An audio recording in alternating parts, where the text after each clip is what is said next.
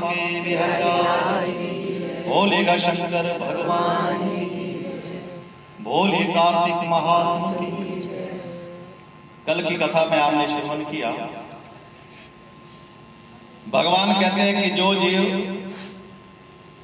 कार्तिक के महीने में भगवान के आगे दीपक जलाता है, ऐसे जीव की सभी मनोकामना पूर्ण होती है, ऐसे जीव के जीवन में उजाला हो जाता है और ऐसा जीव अंत में भगवान के परम धाम को चला जाता है, जो कार्तिक के माह में भगवान के आगे दीपक जलाता है, भगवान के नाम का सिमरण करता है। आज की कथा में आता है, नारद जी पूछने लगे कि ब्राह्मण, आप मुझे उत्तम देवता का पूजन बताइए। तब ब्रह्मा जी कहने लगे कि हे पुत्र, गंडकी नदी के उत्तर की ओर गिरजा के दक्षिण में 40 कोस की पृथ्वी महाक्षेत्र कहलाती है, और जहां पर शालिग्राम तथा गोमती चक्र होते हैं, जिनका चरणामृत लेने से मनुष्य मुक्ति को प्राप्त हो जाता है। भगवान कहते हैं कि नारद जी, यदि कोई जीव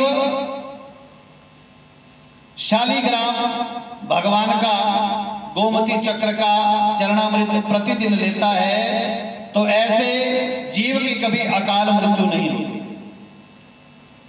और भगवान कहते हैं कि जब भी भगवान का चरणामृत ले तो मंत्र जरूर पढ़े। मंत्र में लिखा है, अकाल मृत्यु हरणम सर्व व्याधि विनाशनम विष्णु पादोदकम पित्वा पुनर्जन्म न विद्यते।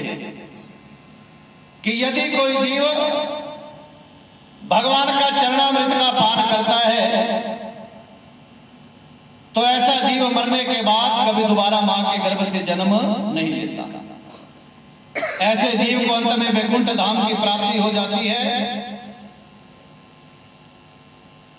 ब्रह्मा जी कहते हैं, शंख में भरा हुआ वह भगवान पर चढ़ाया हुआ जल अंग में लगाने से सब प्रकार के रोगों का नाश हो जाता है और जीव के पाप भी नष्ट हो जाते हैं और अंत में उसे मोक्ष की प्राप्ति हो जाती है। कि भगवान कहते हैं, शंख में रखा हुआ जल यदि हम अपने शरीर में छिड़कते हैं तो हमारे शरीर की सारी बीमारियां समाप्त हो जाती हैं। शंख में रखा जल यदि हम अपने ऊपर छिड़कते हैं तो उसे हमारे पापों का नाश हो जाता है और अंत में हमें मुक्ति की प्राप्ति हो जाती है। बोलो बाके बिहारी लाल की जय। ब्रह्मा जी कहते हैं, जिस गोमती में एक चक्र हो से सुदर्शन, जिसमें 2 चक्र हो है नारायण, जिसमें 3 चक्र हो से अच्युत, 4 वाले को जनार्दन, 5 वाले को वासुदेव, 6 वाले को प्रद्युमन, 7 वाले को संकर्षण, 8 वाले को नलकुबर, 9 वाले को नवयूह और 10 वाले को 10 अवतार कहते हैं। इनके दर्शन मात्र से मनुष्य मोक्ष को प्राप्त कर जाता है। कि यदि कार्तिक के महीने में अथवा किसी भी दिन यदि हम शालिग्राम भगवान का दर्शन करते हैं तो केवल दर्शन मात्र से जीव के सभी पापों का नाश हो जाता है और जीव इस संसार से मुक्त हो जाता है। बोलेगा शंकर भगवान की जय। तो जो मनुष्य भगवान का पूजन करता है वह अवश्य में जीव मुक्त हो जाता है, और जो भगवान के आगे वीणा वंशी और गान सुनाता है वह भगवान को ही प्राप्त हो जाता है। जो भगवान के आगे मृदंग बजाता है वह भगवान को अत्यंत प्रिय होता है। भगवान के आगे जो धूप जलाता है वह कभी नरकों में नहीं जाता। और अंत में ब्रह्मा जी कहते हैं, पूजन चाहे मंत्र से हीन हो, क्रिया से हीन हो, परंतु जो श्रद्धा से किया जाता है वही अंत में पूर्ण होता है। तो भगवान कहते हैं कि यदि मंत्र नहीं आते तो मंत्रों की जरूरत नहीं है। कि मंत्र ही नाम क्रिया नहीं जानते तो क्रिया की भी आवश्यकता नहीं।